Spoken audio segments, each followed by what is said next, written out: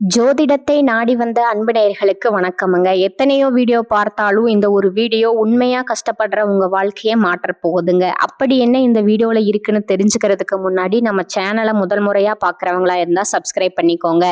Bell பட்டனையும் கொடுத்து all அப்படிங்கிற ஆப்ஷனை சூஸ் பண்ணி வச்சுக்கோங்க. அப்பதான் நாங்க போடுற ஒவ்வொரு பதிவும் உங்ககிட்ட வந்து சேருமுங்க. எப்பவுமே ஒரு நல்ல விஷயத்தை தொடங்குவதற்கு முன்னாடி பெருமான் முருகனை மனதார வேண்டிக்கோங்க. நீங்களும் நான் சொல்ற மந்திரத்தை சொல்லிக்கிட்டு கமெண்ட் பாக்ஸ்ல ஒரு கமெண்ட் பண்ணிடுங்க. ஓம் முருகா சரணம், ஓம் முருகா சரணம், ஓம் முருகா சரணம். பொதுவாகவே இந்த துளாராசிக்காரங்களை பத்தி சொல்லணும்னா இவங்க வாழ்க்கையில எவ்வளவுதான் மாறி மாறி உழைச்சாலும் ஓடி ஓடி உழைச்சாலும் அதுக்கான ஒரு சரியான மதிப்பு கிடைக்காத ராசியா தான் இவங்க இருக்காங்க. பாவமுங்க, இவங்க ஒரு பக்கம் மதிப்பு இல்லாத ராசியா இருந்தாலும் பரவாயில்ல, இன்னொரு பக்கம் பாசத்துக்கும் நேசத்துக்கும் கட்டுப்பட்டு தங்களுக்குள்ள இருக்கிற எவ்வளவோ பெரிய துன்பத்தையும் கஷ்டத்தையும் வெளிக்காட்டாகாம மறைச்சுக்கிட்டு வாழ்றவங்கங்க. சொல்ல போனா எத்தனையோ அசிங்கத்தையும் அவமானத்தையும் சந்திச்சாலும் அதை எதையுமே வெளிப்படுத்தாம நான் அசிங்கப்பட்டாலும் பரவாயில்லை, என் குடும்பம் நல்லா இருக்கணும் அப்படின்னு தனக்குன்னு இருக்கக்கூடிய உறவுகளை காக்கக்கூடியவங்களா இவங்க இருக்காங்க. உண்மையிலேயே இவங்க தியாகிகள் தாங்க. இவ்வளவு அருமையான தங்கமான நற்கணங்களை கொண்ட என் அன்பு துளாராசிக்கார உறவுகளே, எல்லாரும் எப்படிங்க இருக்கீங்க? வீட்டுல எல்லாரும் நலமா இருக்கீங்களா? என்னங்க நான் கேட்கறத பார்த்துட்டு ஏங்கம்மா நீங்க வேற எங்களை பார்த்து இப்படி ஒரு கேள்வி கேட்குறீங்களே, நாங்கள் எங்கம்மா நலமா இருக்கோம் அப்படின்னு நீங்க சொல்றது எனக்கு கேட்குதுங்க. எங்க வாழ்க்கையில இருக்கக்கூடிய பிரச்சனைகளை பார்த்தா நாங்கள் நலமா இருக்கிற மாதிரியா தெரியுது அப்படின்னு உங்க மனசுல நீங்க வேதனையோட நினைக்கிறதும் எனக்கு நல்லாவே புரியுதுங்க. ஆனா கவலைப்படாதீங்க துளாராசிக்காரர்களே. ஒரு மகிழ்ச்சியான செய்தி என்னன்னா, உங்க வாழ்க்கையில இருக்கக்கூடிய இந்த கஷ்டமான சூழ்நிலை எல்லாமே இனி வரக்கூடிய காலங்கள்ல பனி போல மறைஞ்சு போக போகுதுங்க. இது சத்தியமுங்க. உங்களுடைய நீண்ட நாள் ஆசைகள், கனவுகள் இது எல்லாமே ஒவ்வொன்றா நிறைவேற போகுதுங்க. குறிப்பா திருமணம் ஆகாம ரொம்ப நாளா காத்துட்டு இருக்கிறவங்களுக்கு இப்ப திருமண தடை எல்லாமே பூரணமா நீங்கி வெகு சீக்கிரமாவே டும் டும் கெட்டி மேளம் கொட்ட போகுதுங்க. அதே போல குழந்தை பாக்கியம் இல்லையேன்னு ஏங்கிட்டு இருந்தவங்களுக்கு அழகான குழந்தை பாக்கியம் கிடைக்க போகுதுங்க. அது மட்டும் இல்லாம ரொம்ப வருஷமா இழுபறியா இருந்த பூர்வீக சொத்து ரீதியா இருந்த அனைத்து பிரச்சனைகளுக்கும் ஒரு நிரந்தரமான தீர்வு கிடைக்க போகுதுங்க. உங்களுக்கு வரவேண்டிய பூர்வீக சொத்து பத்திரமா உங்க கையில வந்து சேர போகுதுங்க. இனி உங்க வாழ்க்கை தரமே மாறப்போகுது. புதுசா நிலம் வாங்க போறீங்க, கார் வாங்க போறீங்க. உங்க வாழ்க்கையை மற்றவங்க பார்த்து வியக்கிற அளவுக்கு ஒரு அருமையான வாழ்க்கையா மாறப்போகுது. உங்களை விட்டுட்டு இவன் வேணாம்னு பிரிந்து சென்ற உறவுகள் எல்லாருமே இனி வரக்கூடிய காலங்கள்ல உங்களை தேடி வரப்போறாங்க. மொத்தத்துல உங்க வாழ்க்கையில இருந்த அனைத்து பிரச்சனைகளுக்கும் ஒரு நல்ல தீர்வு கிடைக்கக்கூடிய ஒரு பொற்கால மாதமா உங்களுக்கு இந்த மாதம் அமைஞ்சிருக்குதுங்க. சரிங்க, நம்ம இன்னைக்கு இந்த வீடியோ பதிவில் முக்கியமாக எதை பற்றி பார்க்க போகிறோம்னு பார்த்தீங்கன்னா, நம்மளோட துளாராசிக்காரங்களுக்கு இப்போ ஏற்பட்டிருக்கிற கிரகநிலை மாற்றங்கள்னால அதனால் உங்களுக்கு ஏற்படக்கூடிய லாபத்தை பற்றி தாங்க விரிவாக பார்க்க போகிறீங்க. உங்களுடைய கனவுகள் பலிக்கவும் வாழ்க்கையில் எதிர்பாராத திருப்பங்கள் ஏற்படவும் இந்த காலம் ஒரு மிகச்சிறந்த நல்ல நேரமாக அமைச்சிருக்கு.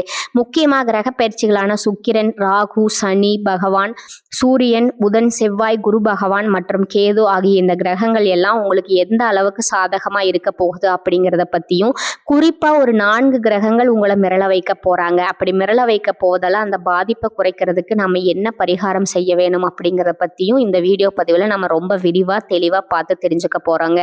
பொதுவாகவே துளாராசிக்கு இப்ப 4 கிரகங்கள் பலமா சப்போர்ட் செய்ய போறாங்க. அதுல முதலாவதா செவ்வாய் பகவான் 4வது இடத்துல இருக்கிறதுனால இதுல ஒரு சின்ன விஷயம் என்னன்னா, நீங்க முக்கியமான மாணவர்களிடம் போய் உதவி கேட்டா அது டக்குன்னு கிடைக்காதுங்க. ஆனா உங்க மேல பாசமானவர்கள்கிட்ட உதவி கேட்டா அவங்க உங்களுக்கு செய்ய வேண்டிய ஒரு கட்டாயம் ஏற்படும். இன்னொரு விசேஷம் என்னன்னா, 4ல செவ்வாய் உச்சம் பெறும் பொழுது உங்க குடும்பத்துல இருக்கக்கூடிய வீண் மருத்துவ செலவுகள் எல்லாமே தானாவா குறைந்து போயிருமுங்க. வீட்டுல பெரியவங்களுக்கு உடல்நிலை சரியில்லாம இருந்தா அதற்கான செலவுகளும் இனி குறைய ஆரம்பிக்குமுங்க.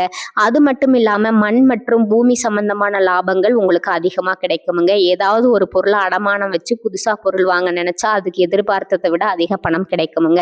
கடன் பிரச்சனையிலிருந்து நீங்க முழுசா வெளிவர ஒரு நல்ல வாய்ப்பு கிடைக்க போகுதுங்க. பயன்படுத்திக்கோங்க. அடுத்ததா இனி வரக்கூடிய நாட்கள்ல சுக்கிர பகவான் பூர்வீக புண்ணியஸ்தானத்துக்கு போறதுனால உங்களுக்கு பூர்வீக யோகங்கள் அமோகமா கிடைக்க போகுதுங்க. பூர்வீக வீட்டுல போய் இருக்க வேண்டிய ஒரு சூழ்நிலை அல்லது கட்டாயம் ஏற்படுமுங்க. குடும்பத்தாரோடு எல்லாரும் ஒன்னா சேர்ந்து மகிழ்ச்சியா விழா கொண்டாட வேண்டிய சூழல் ஏற்படுங்க. இந்த நேரத்துல நல்ல மனிதர்களோடு ஆன்மீக பயணங்கள் மேற்கொள்றது, ரொம்ப நாளா நிலுவையில் இருந்த நேர்த்தி கடன் பண்றது, குலதெய்வ வழிபாடு செய்யறது, இது போன்ற நல்ல செயல்கள் எல்லாம் நடக்குமுங்க. நான் முன்னாடியே சொன்ன மாதிரி குழந்தை இல்லாதவங்களுக்கு குழந்தை பாக்கியம் கிடைக்கக்கூடிய அற்புதமான நேரமா இந்த நேரம் இருக்குதுங்க. வம்ச விருத்தி ஏற்படுமுங்க. குறிப்பா ஆண் குழந்தை பிறக்க நிறைய வாய்ப்பு இருக்குதுங்க. கடன் பிரச்சனையில ரொம்ப தவிக்கிறவங்களுக்கு யாராவது யாராவது பெரிய மனுஷங்க சிபாரிசு செய்து அந்த கடன் தொகையை குறைக்க உதவி செய்வாங்க. அடமானத்துல நகை இருந்தா அதெல்லாம் சீக்கிரம் மீட்கப்படுமுங்க. கௌரவ பிரச்சனைகள் வந்தா கூட அதுல சக்சஸ் ஆவீங்க. உங்களுடைய தன்மானம் காக்கப்படுங்க. அடுத்ததா குரு பகவான் 9வது இடத்துல இருந்து அருள் பாலிக்கிறதுனால முகம் தெரியாத மனிதர்களால கூட உங்களுக்கு உதவி கிடைக்குங்க. கௌரவ பிரச்சனைகள் எல்லாமே விலகுமுங்க. சொந்த பந்தங்கள் மீண்டும் உங்களை திரும்பி பார்ப்பாங்க. மொத்தத்துல கிரகங்கள் உங்களை கைவிடாதுங்க. உறவுகளும் ஆபத்துல கை கொடுக்குமுங்க. சிரமங்கள் எல்லாம் விலகி நன்மைகள் பெருகுமுங்க. சரி, இதுக்கெல்லாம் என்ன பரிகாரம் பண்ணலாம்னு பார்க்கலாமா? செவ்வாய்க்கிழமையில அப்படி இல்லைன்னா தேய்பிறை அஷ்டமி அன்னைக்கு காலபைரவர் கோயிலுக்கு போய் அவருக்கு மனதார அபிஷேகம் செய்து தயிர் சாதம் அன்னதானம் பண்றது ரொம்ப ரொம்ப நல்லதுங்க.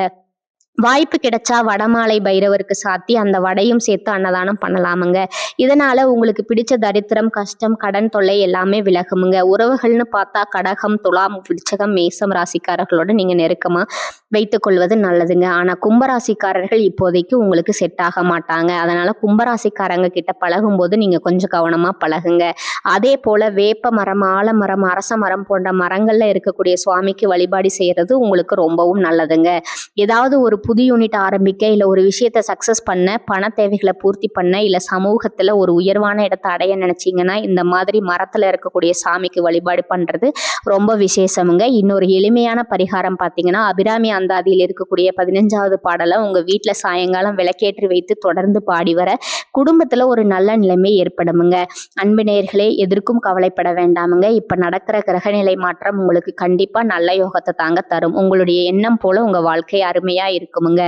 இது நாள் வரைக்கும் உங்களை வேண்டாம்னு ஒதுக்கி வச்ச சொந்த பந்தங்கள் எல்லாருமே இனி வரக்கூடிய காலங்களில் உங்களை தேடி வர போறாங்க. திருமணமாகாதவர்களுக்கு திருமண தடை நீங்கி உங்களுக்கு ஏற்ற சரியான வாழ்க்கை துணையோடு திருமணம் ஜம்முன்னு நடக்க போகுதுங்க.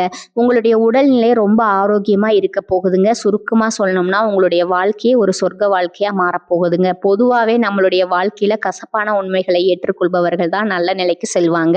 இந்த உலகத்தை நாம சரியான புரிதல்களுடன் கடந்து செல்ல வேணுமுங்க. துளாராசிக்காரர்களுக்கு இந்த பதிவு ஒரு நல்ல வழிகாட்டியா இருக்கும்னு நான் நம்புறேங்க.